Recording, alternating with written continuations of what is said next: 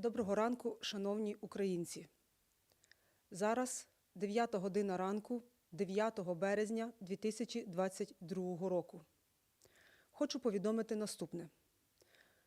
5:45 ранку ми отримали повідомлення від Російської Федерації щодо погодження раніше запропонованих нами маршрутів, у напрямках яких я зараз перерахую, а також повідомлення Міжнародного Червоного Хреста про направлення листа на їхнє ім'я з таким погодженням.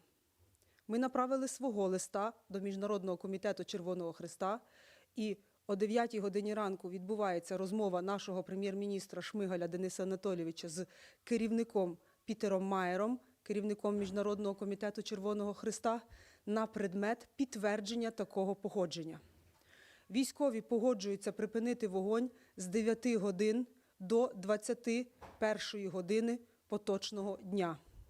Отже, за наступними напрямками відкриваються гуманітарні коридори.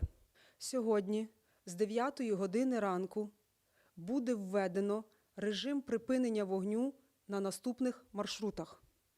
Місто Енергодар – Запоріжжя. Місто Суми в напрямку міста Полтава. З міста Маріуполя Донецької області в напрямку міста Запоріжжя. З міста Волноваха Донецької області в напрямку міста Покровськ.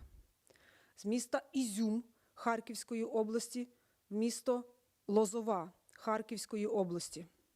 А також Київська область із міст Ворзель, Буча, Бородянка, Ірпень, Гостомель Київської області в місто Київ через Стоянка, Білгородка, Київ. Я звертаюсь до Російської Федерації.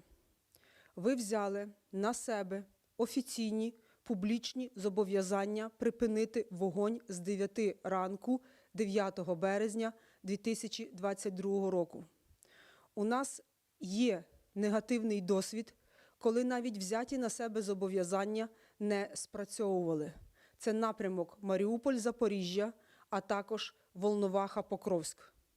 До мене звертаються мешканці Волновахи і дуже просять, аби сьогодні обіцянка Російської Федерації була виконана і люди змогли покинути свої місця, де вони зараз укриваються від вогню градів і нищівного вогню, який їх вбиває. Окремо хочу зупинитися на місті Ворзелі. Там є будинок «Малятка», де зараз, станом на зараз, знаходиться 55 діток і 26 осіб персоналу. Це окрема спецоперація, яка буде проводитись по евакуації цього дитячого будинку. Ми дуже просимо Збройні сили Російської Федерації дотриматися взятих на себе зобов'язань і припинити вогонь з 9 ранку до 21 вечора, так як ми і домовлялися. Про всі решта деталі буду повідомляти. Довіряйте лише офіційним джерелам, які подає наша влада. Слава Україні! Рухаємось, працюємо, йдемо до перемоги.